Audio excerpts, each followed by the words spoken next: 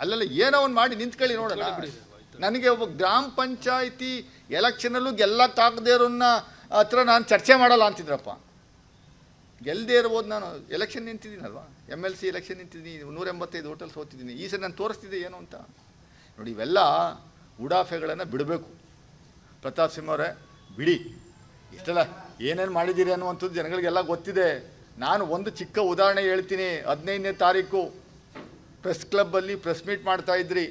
Press meet ಮಾಡೋ ಸಂದರ್ಭದಲ್ಲಿ ಒಂದು ಫೋನ್ ಕಾಲ್ ಬರುತ್ತೆ ನಿಮಗೆ. ಹೊರಗಡೆ ಹೋಗಿ ಆ ಕಡೆ ರೂಮ್ಗೆ ಹೋಗಿ ಮಾತಾಡ್ತೀರಿ 10 ನಿಮಿಷ. ಭಾಳ ಅಗ್ರೆಸಿವಾಗಿ ಮಾತಾಡ್ತಾ ಇರುವಂಥ ರೂಮ್ಗೆ ಹೋಗಿ ಮಾತಾಡೋದು ಬಂದು ಹಂಗೆ ಆಫ್ ಆಗ್ಬಿಟ್ಟು 5 ನಿಮಿಷಕ್ಕೆ ಮುಗಿಸ್ಬಿಟ್ರೆ ಪ್ರೆಸ್ ಮೀಟು. ನಿಮ್ಮ ಪರವಾಗಿ ಇಡೀ ಮೈಸೂರಲ್ಲಿ 4 ಕಡೆ ಪ್ರತಿಭಟನೆ ನಡೀತಾ ಇತ್ತು. 5 ನಿಮಿಷಕ್ಕೆ ಆಫ್ ಆಗೋಯ್ತು ಪ್ರತಿಭಟನೆ. ಯಾಕೆ? ದಯಮಾಡಿ ಹೇಳಿ ಸ್ವಾಮಿ. ಪ್ರತಾಪ್ ಸಿಂಹ ನಿಮ್ಮ ಕೈ ಮುಗಿದು ಕೇಳ್ಕೊತೀನಿ, ಹೇಳಿ ದಯಮಾಡಿ ಯಾಕೆ, ಅದು ಏನು ಇನ್ಸಿಡೆಂಟ್ ಅಂತ ಹೇಳಿ. ನಿಮ್ಮ ಮೊಬೈಲ್ಗೆ ಏನು ಬಂತು ಅಂತ ಹೇಳಿ. ನನಗೂ ಬಂದದ್ದು ಮೊಬೈಲ್ಗೆ, ನನಗೂ ಬಂದೆ ತೋರಿಸ್ತೀನಿ ಬೇಕಾರೆ.